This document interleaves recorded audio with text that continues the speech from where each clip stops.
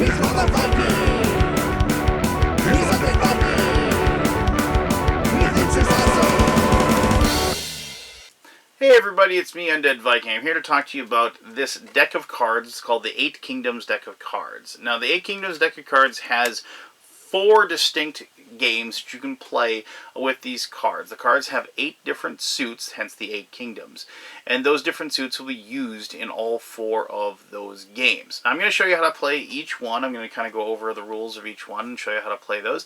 They are very different and very and challenging as well. And I've had a lot of fun playing these with my gaming group. So let me show you each of the games that you can play with the 8 Kingdoms deck, and then we'll come back here and I'll tell you more about how I feel about all those. Alright, cool. Let's do this.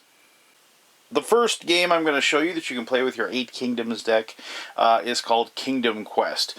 Depending on how many players you have, you're going to have like certain numbers of the cards taken care of. I just left all the cards in because I'm going to say we're playing with 8 people. Each person will get one of these cards that represents the Emperor of their suit, and it has the 21 up there. It is the highest number, and so they just get this, and they put it face up in front of them, so I'll just do that like so. So if that was me, that would be my Emperor card, and everybody would see what color I was and what suit I would be going for to have my kingdom cards in place.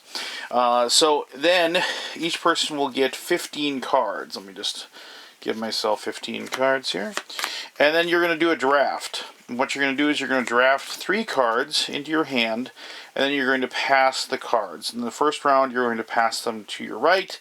Second round, you're going to pass them to your left. And the final round, whoever is in last place will choose who you're going to draft cards to. And so you're going to look at your cards, and you're just going to, I'm not going to go through all the strategy or anything, but what you're going to do is you're going to go through these cards, and you're going to pick the ones that you pick 3, put them face down in front of you, and then pass the cards. Now, in this situation, what is going to happen is that you are also going to turn one of these cards over. These are the quest cards. And depending upon the quest creature, you're going to be able to gain certain bonus points according to the quest creature. So this is the Phoenix, and if the Phoenix is in play, you will gain bonus points because you're going to be going for sets and runs, basically. And so sets are just, you know, like having 2 4s or 2 5s or 3 5s or 4 5s or so on and so forth. And the Phoenix quest is you gain a bonus of 3 points for having the most runs. I'll just turn all these over so you can see them. The next card is going to be the Hydra, and the Hydra you gain those bonus points for having the most sets. And then we have the Spy. Let me come back to the Spy real quick. We have the Barbarian. The Barbarian gives you the bonus 3 points for having the largest run. So like same suit of cards, so 3, 4, 5, 6, 7, 8. You know, like the longest one, and you win for that. Now the Spy is different. You get 3 points for recruiting the most champions from a foreign kingdom, and minus 2 points for having the most champions recruited to a foreign kingdom. So if I am black and I had, say, 8 blue cards in my hand, and that was the most, I would gain 3 bonus points for that. And then who was blue that had like all those gone, they would get minus 2 points for that. Now you can tie for that. So like let's say I and another person both had like 7 of some other foreign land. We would both get those bonus points. You don't divvy those up, and you can tie for the negative as well. So those are things that you can keep in mind.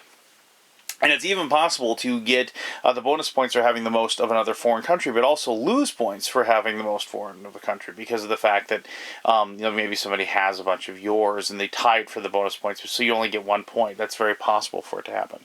But anyway, so it's pretty simple. What happens is, as I said, you're just going to choose 3 cards out of the deck, and I'm just let's see here. So you're looking for sets. So maybe we're looking for sets. See if we got any. Well, let's see here. Well, I mean, undoubtedly we're going to have one. You get enough cards, it should be possible, right? Okay, surprisingly, I didn't get actually any sets, but I did get like the 6, 7, and 9 of this green suit. So I have the Bard, the Merchant, and the Captain. Now, the 6 and 7 would be worth 1 point because it is just a 2-card run. But if we can get a hold of that 8, we'd get that. So we're going to take those, we're going to put them face down, and then we're going to just pass those cards off to our right. And then so somebody would hand us like 12 cards because they would pick 3. Let me just go 4, 5, 6, 9, 10, 11, 12. And so we got these cards. Once again, remember this is completely random. And so we're going to, and you can always pick up your cards to look at them if you wanted to check and make sure that you have them. Now the cool thing is that you can use your cards for both the purpose of a set and a run. So, you know, I have the 6, 7, 9. I'm looking for that 8, but I can, like there's a 9, I can take that 9, and I can go ahead and look. You know, there's a 6, so there's a couple of doubles there. And then, but actually, you notice how there's these 3 2s? That's kind of nice. So what I'm going to do is I'm going to keep those 3 2s. I'm going to put those down. Those will be mine. And then we'd pass these to our right. And so then somebody would, you know, pass another 9. 1, 2, 3, 4, 5, 6, 7, 8, 9. And you're getting the, I bet you're getting the point here. So let's see if we got... So there's our 8. I actually got kind of lucky and I got that 8. So there's that 8. We finish off that run. And then we have anything else in here that we can use. A couple of 4s. That's not so bad. So we're going to take that set, take that 8. And we're getting a bunch of these green cards. And so whoever's got the green person, the green kingdom, is probably going to be wishing that I didn't have all those cards. 4, 5, 6. So we get another 6 cards, because we're going down by 3 each time. And so this is kind of neat. We got another 4, so we're definitely going to keep that. But we have a 5, and that's going to add to our thing. And we got some 2s, so this is actually pretty cool. So we're going to take that 4, 5, 2. And now the people have those 3 cards left. And what happens is that you take the 3 that you get, and of those final 3, 4, good deal. You're going to take 2 of these. So let's take that 8 and that 4, and then you take the last one and you pass that off to the right again. And so then we get one last card, this 14, and now you're just going to go ahead and try to create all of your sets and your points by putting those together. Now remember, like this would be one round of the game, and so we would be going by this particular bonus point, and so on and so forth. So you do play multiple rounds, you're going to keep track of your score after each round. But in this particular round, like you have to total up your points for both the sets and also for the runs. So let's go ahead and just figure this out. Alright, sorry about the quick jump there, but we can go ahead and figure this out. So like these 4 2s are going to be worth 3 points because of the fact that that's a set of 4.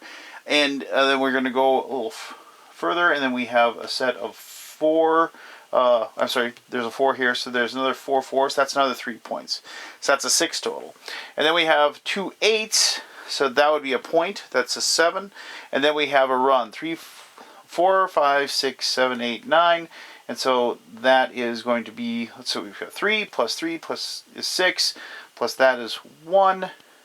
I'm sorry, 3 plus 3 is 6, plus the 2 8s is 1, 7, and then 1, 2, 3, 4, 5. So that would be worth 12 points. And now here's the thing, is that any cards that you actually claimed that are your kingdom cards, in this case I didn't get many, you're going to keep those cards. But the rest of the cards will be dealt back into the deck that is shuffled and then, you know, passed out. And so you're going to be running out of cards as the game goes, as far as with the 15. And then if you do, in the last round, don't have enough cards to give everybody 15 cards, you will just deal out what you can. And then just go ahead. And then, as you can probably guess, with the bonus points that you get from these, plus all the points that you get from taking these different cards for the runs and the sets, you then, whoever has the most points, will win Kingdom Quest. Alright, let's move on, and I'll show you how to play another one of the types of games you can play with 8 Kingdoms. Alright, this is the second game that I'm going to show you with 8 Kingdoms. This game is called Control and Chaos. Now, to play this one, you just take 3 complete decks. So you have 22 cards, because the decks are numbered 0 through 21.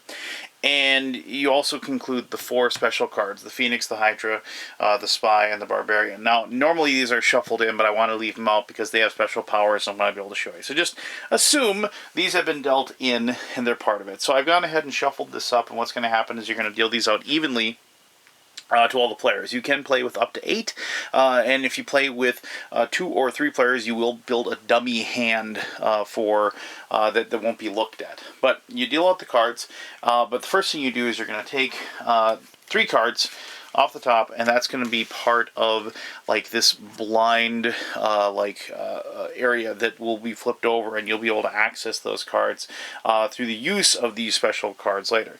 And then you're going to deal these all out, and then if this is a 4-player game, what's going to happen is that each person is going to get 16 cards, and then there's going to be 3 left over. And so I'm just going to pretend that we've done that, and do so that this part of it is going to be 6 cards deep. And then you do flip these over so everybody can see what these cards are. So let me just kind of move these down a little bit, and I'm just going to put these up here. So everybody's going to know that these cards are available out here.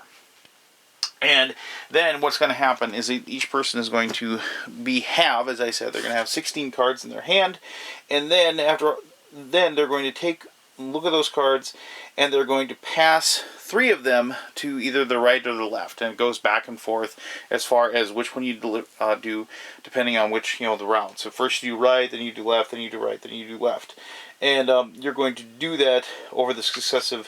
You're going to do this for 5 rounds, and then this is going to be a thing where whoever gets the most points is going to win. So what you do then is that after you have your hand of cards, let me just give myself a hand of cards here. 1, 2, 3, 4.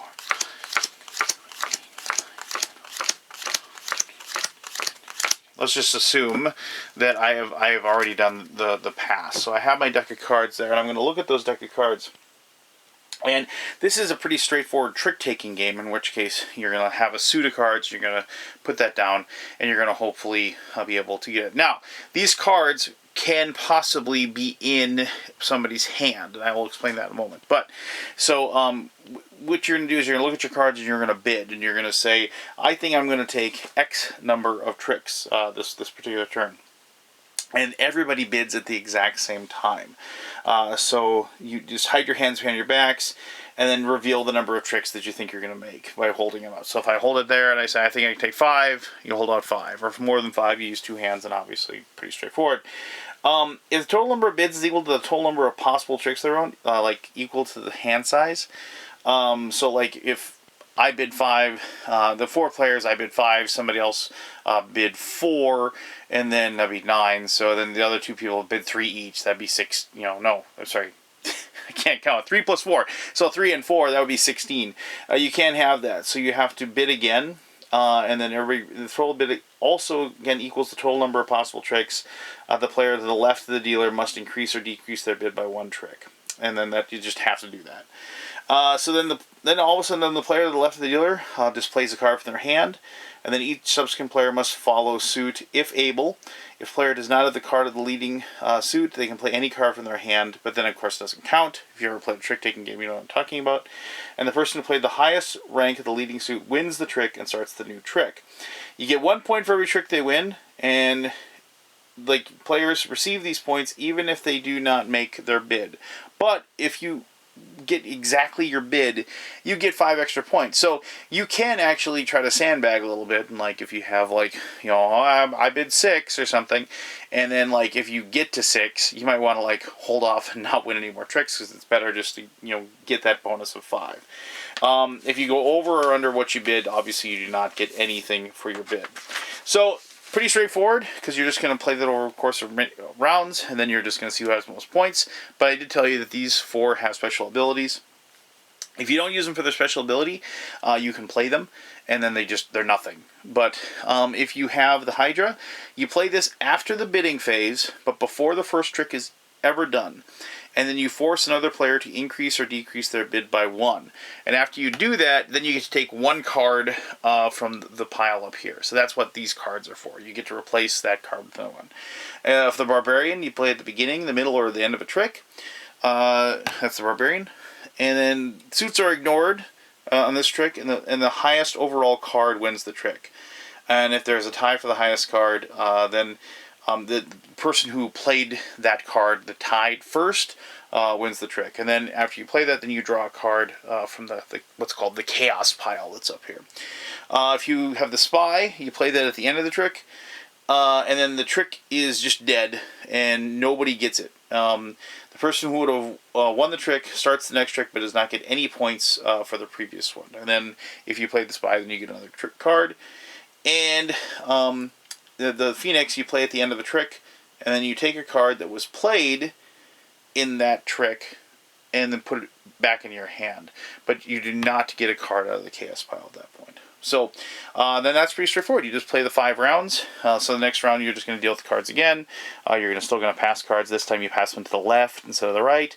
And then if you want, you can also go across the table, like in a lot of trick-taking games, if you have more players. And then you just play 5 rounds, and whoever gets the most points wins that game. So, and that, of course, as I said, was Control and Chaos. All right, so let me show you the next one. This is the third game of the Eight Kingdoms deck, and this is probably my favorite one. This is called Scourge. To play Scourge, each person is going to get a deck of cards in a suit, and it's going to be 0 through 16. So you're going to only have 16 is going to be the highest. You have the 0, but you're not going to have 17, 18, 19, and 20. Those just are not going to be there. Or 21, I should say. So then you take this. This is the Scourge deck. You haven't seen that yet. The Scourge deck has treasures and scourges in it. And treasures, normally, like they have these big positive numbers. They're worth points. And scourges, have sometimes positive points, but a lot of times they have really bad points like this, -5 and so on and so forth. But the scourges have special powers, and I'll explain those in just a little bit. This is played pretty simply. Everybody has this full deck of cards. They have it in their hand. What you're going to do is you're going to take the 2 top cards and you're going to set them aside. You're going to bury these. Basically because these cards are open knowledge. Everybody knows who they are. There's a player aid that helps you to know which cards are which and what's out there. And then what's going to happen is that people are going to then, you're going to flip the top card over, and so you see it, and you see it's the strawberry ring. And so this is worth 4 points if you're able to claim it. Now what happens is that each person's going to go through their deck, and they're going to find a card that they want, that they think they want to bid on this, and since it's the +4, maybe something good, what do you think you're going to bid? If you want to bid, 14, maybe, and so like you pick a card, say like you want to bid that 14, you take that 14, you put that out there, and then everybody else is going to put a card out. Flip it over and see what happens. If you have the highest card, and this is, you will win the treasure. If you have a Scourge card, like this Spy, the lowest card wins Scourges. So you have to, so the low cards are actually worth something. You might be wondering, because why would you ever have like the 0, the 1, or 2? You use those to get the Scourges. So in this case, however, we didn't have that. So you flip it over, and if I had the highest card, then I would then claim that particular card, and I'd put that in front of me. If somebody else tied me, say like they put a 14, the next highest card would win, and that's multiple ties. So then if the next highest card is 12, and there was like 2 people that had the 12, then you go to the next highest, and so on and so forth. If everybody ties for a Scourge or a treasure, then it's just discarded and put away, and you don't bother with it. So that just continues on until you have, you've taken all of these cards. Now you might be wondering why you took these two aside, why does it even matter? Well, certain cards allow you to look at those, and so you can kind of use that as special knowledge. So the Spy, if you get the Spy, you get to go ahead and look at one of those cards, and it gives you a little bit of knowledge as far as what's there. Some things, like if you're waiting for it, that is the Imperial Crown. It's worth +10 points. Obviously, you want to maybe hold out for that highest number, but remember, if you're holding on to your highest number, there's a good chance somebody else has that highest number too, and you're all going to play that at once, and then you're going to cancel everybody out, and that's where the fun of this particular game happens. This one, the Ogre, it has +1, but notice if you get a Strawberry Belt, it's worth an extra 2 points. So if you manage to get the Strawberry Belt treasure, and goes with that, you get those +2 points. Here, like the Tyrant, you automatically win the next tie, so you hold on to that. Then if you tie somebody, you win. So yes, it's worth -points, but it's got that bonus. If you take the Necromancer, it's -5, but then you get to look at both of the cards that are hidden. Obviously very good.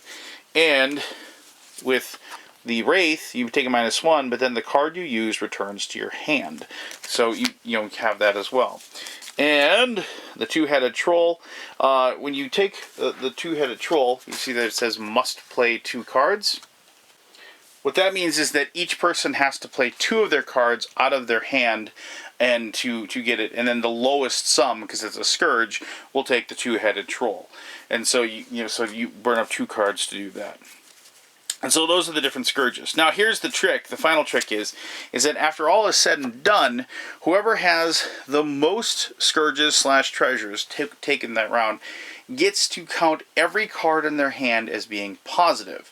But here's also the trick, is that if you tie that as well, then the next highest number. So if there's 2 people that have 5 and there's 1 person that has 4, then those 2 people that have 5 who tied with these they don't get to count those as being positive, and the person that had 4 gets to go ahead and count those things as positive. So I like this one just because of the fact that, yes, it's all open knowledge. You know everything that's out there except for these 2 hidden cards.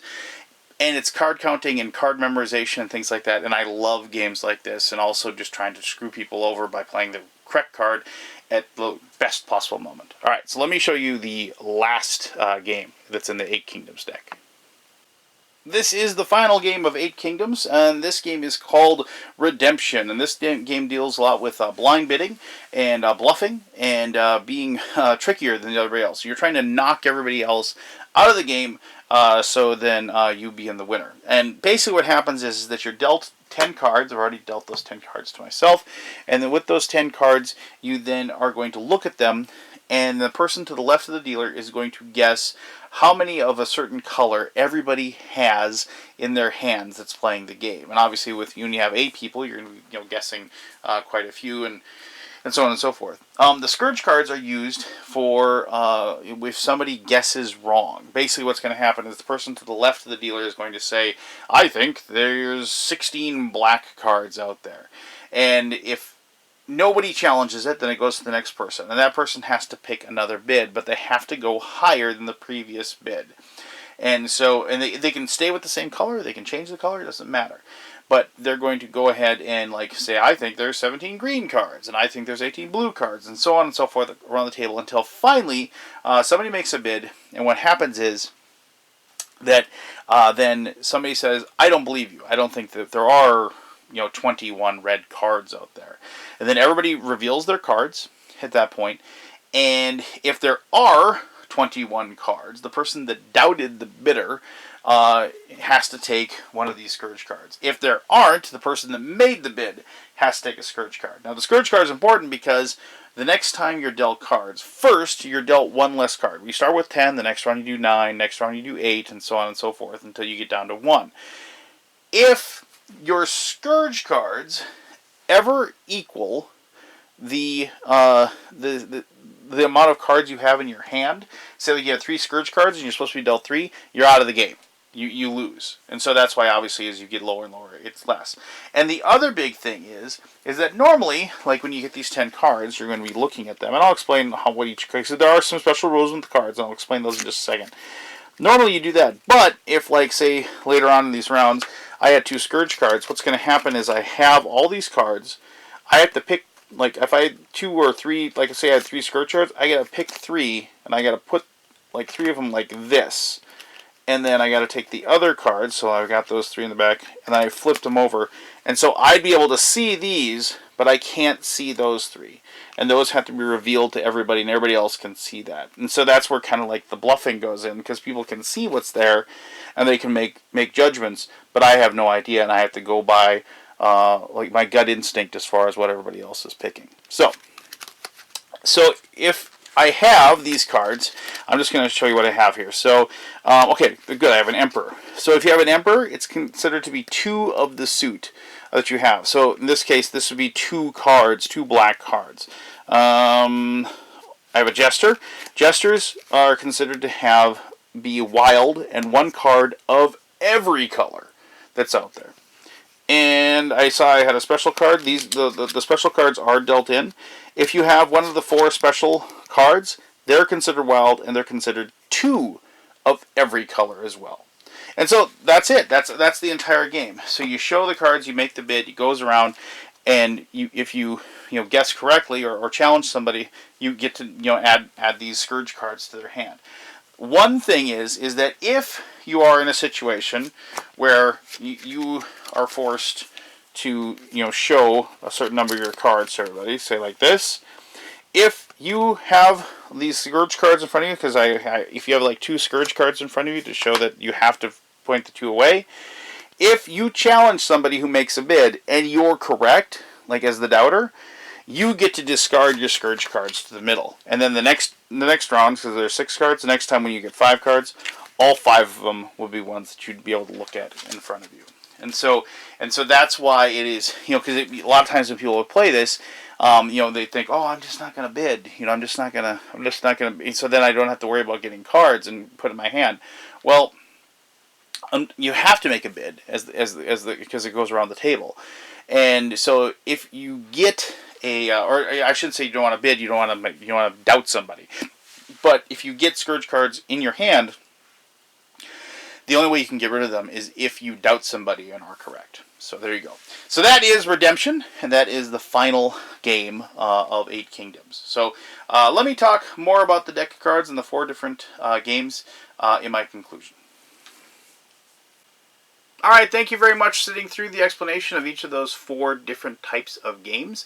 As I said, there are ones that I like more than the others. I mean, I really like that Scourge, and Redemption's a lot of fun too. But I mean, the original ones like Kingdom Quest and the Control game are both fun as well. I've had fun playing all 4, and the real fun thing to do, actually, what I've done with my gaming group is that we've played each game, and like just seen who and then we kind of see who's the champion of the night, if you will, playing it. And we've also played things where it's like we'd play one and then the winner of that one would pick the next game, and they couldn't pick the same one, so we could kind of bounce around, and then people could play the ones that they're really good at and things like that. And so there's all those kinds of little things that you can do to kind of enhance the game as you're playing it. The really cool thing about this is that the designers of the game, of these 4 different games, I mean, really did a really good job of incorporating this 8 Kingdoms deck, and I found I mean, yes, trick-taking games and games where you do melds and things like that, even the cards facing away from you and stuff like that, nothing of that is never been seen before. But I found myself really enjoying this. I mean, I found myself just kind of I'm a big fan of card games that allow me to interact with the other players. I mean, I really like drafting of cards. I think that's just a really fun way to play games. I really like I said, I've grown up on trick-taking games my entire life, so I enjoy those. I enjoy putting matches together. It appeals to my poker mentality. And it's just and plus I enjoy like I said, I really enjoyed the Scourge, just because it's being able to recognize the cards and count them and figure out what card are you going to play. I think you're going to play this, or you're going to play that, or you're going to play this, you're going to play that. And then of course I do like bluffing. I played a lot of poker, and so that's why Redemption appeals to me as well. And the cool thing is that each one of those is a very, very distinct game. It stands on its own, and if you don't happen to like one of the 4, you've got 3 other ones that are awesome to play as well. So if you're looking to pick up 4 games in one, basically 4 great games in one, I really suggest that you check out 8 Kingdoms, and then so you can put this big giant deck of cards. I really am glad that I have this, because I just put all these cards in an old Magic deck cardboard box that I have, and I can just take that with me anywhere I go. And it's like I said, the games are quick to set up and a lot of fun to play. So there you go. That's 8 Kingdoms. If you have any questions about it, please ask away. I'll be happy to answer those to the best of my ability. As always, I greatly appreciate you taking the time to watch this video. So until next time, this is me, the Undead Viking, telling you to have yourself one heck of an awesome day. Alright, bye-bye.